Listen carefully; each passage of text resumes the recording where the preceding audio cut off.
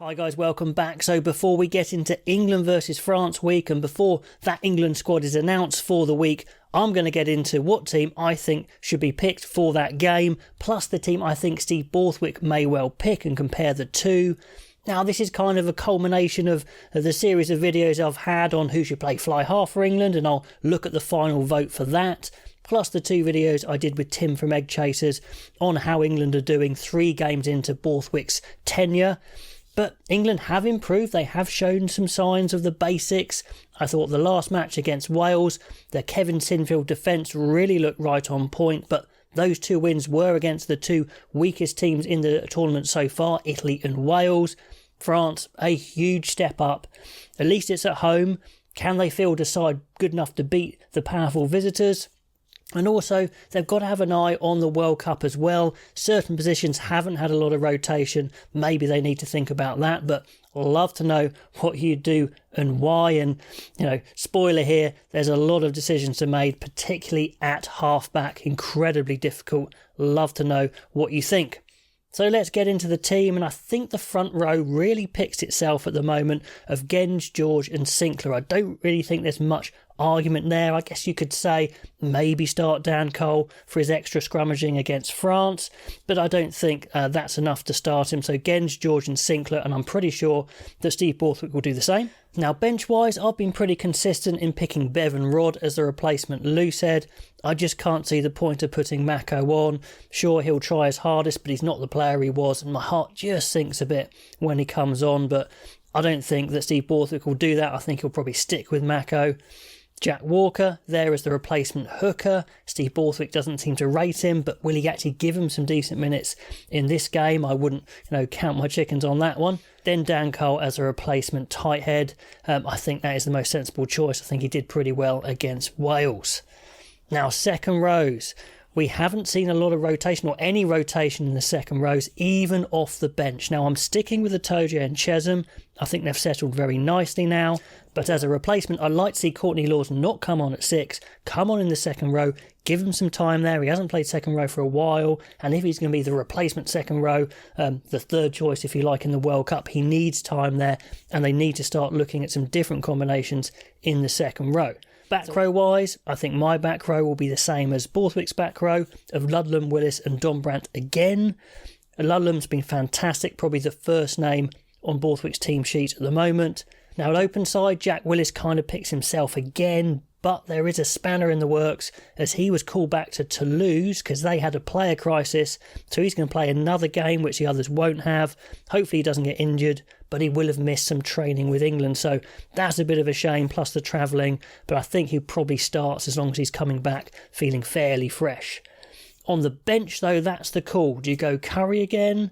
Do you go back to Ben Earl? If Tom Pearson was in the squad, then I'd probably like him, but he's not, so I'm not going to pick him.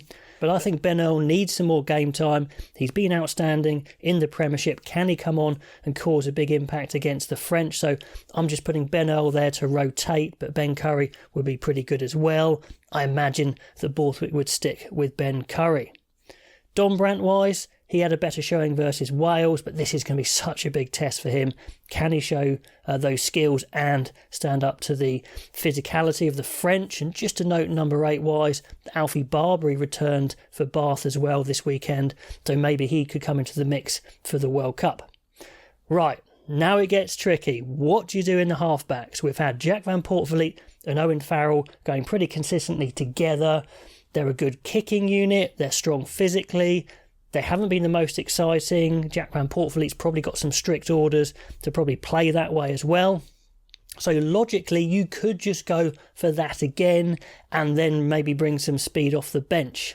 But I think time is running out to the World Cup. I think you really need to try Alex Mitchell with a start and have Jack Van Poortvliet creating the pace off the bench, which I think he can do.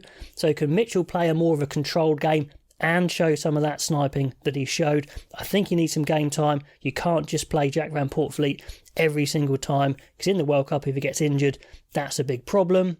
And another mention is Harry Randall was really hitting form with his club Bristol, back from injury, doing really well. He could get in the mix again, but I'm going Mitchell and Van Poortvliet that way round. I'm imagining Borthwick will go Van Poortvliet again with Mitchell coming on. So let's have a look at the vote. Who you think should play fly half for England? Nearly 400 respondents. Thank you very much for everyone who voted. Really interesting stuff. And lagging behind is Owen Farrell, but still a decent number saying stick with Farrell. Maybe his kicking will come good. Then next up is George Ford. Even though he's barely played, a lot of you say get him straight in there. He's the best 10. That'll be a bit of a punt, but a lot of you going for that. But nearly 40% are going for Marcus Smith to start. Now, I've been umming and erring about this, but similar to Mitchell, I think you need to rotate and try some new things going into the World Cup. Farrell, I think he could definitely be involved in the squad. I'm not going to have him on the bench. I'm going to have George Ford on the bench because I think you need to see these guys play. I'd have Farrell involved, kind of running water, running messages on. He'd love that, be a bit of a coach on the day. That's kind of what I'd think. Well, I say he'd love it, but he'd love to be playing, but get him involved. Don't have him sulking at home, anything like that. But I'm saying Marcus Smith play 10. Sure, he hasn't really set it alight for England so far, but I want to give him a backline with a lot more tools around him. And if I was audacious enough to give him any advice, I'd say don't try too hard. Use the attacking tools around you, and then the gaps might open up, or the half gaps. Then you go through.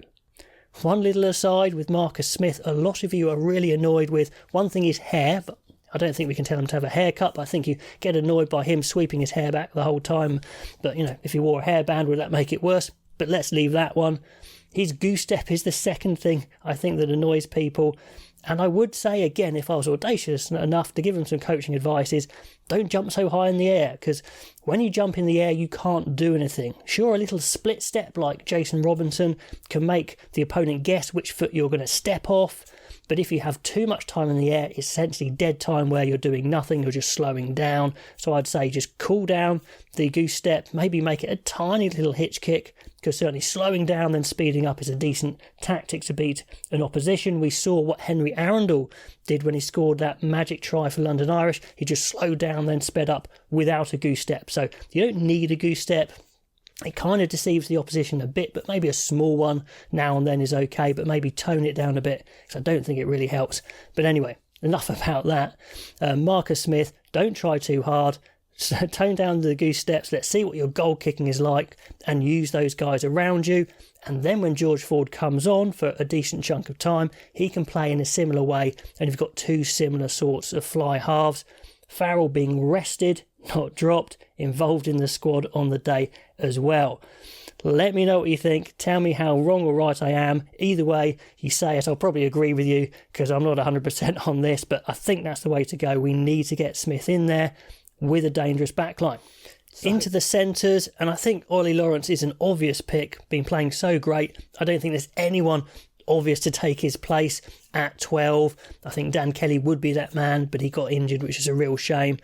And I think he sticks with Henry Slade, having a bit of continuity. I quite like the way they were working off each other. I might like a little bit more speed at 13, so I think Joe Marchant, Smith's clubmate, could be a good call as well. So let me know what you'd go with, but I'm sticking with Lawrence and Slade. Now on the wings, I'm pretty much sold on this one. I think it's Watson and Henry Arundel. Definitely for me. I really hope Borthwick goes for Watson and Henry Arundel. He might stick with Malins. Talking of what Borthwick might do at halfback, I think he'd stick with JVP and Farrell, and I think he would go with Lawrence and Slade as well. But I think it would be so disappointing if Arundel just got a few minutes off the bench again. If he is on the bench, give him a good chunk of time, a good 20 minutes, half an hour, something like that. But I'd absolutely start him. And Watson and Arundel, I think, would be my replacement fullback as well, probably, to try and give an alternative to Stewart, who I would start. But I'd like to see maybe the counter-attacking fullback being able to come in there as well. Stewart's been playing very well. Let's see if he can actually do a bit on the attack in this game. And my final replacement on the bench, my back three replacement and a centre replacement as well, potentially. I'm going to go with Tommy Freeman.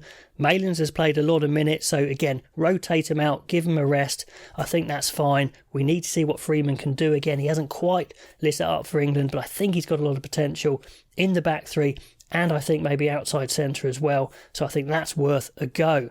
Now, anyway, that's my England team for France.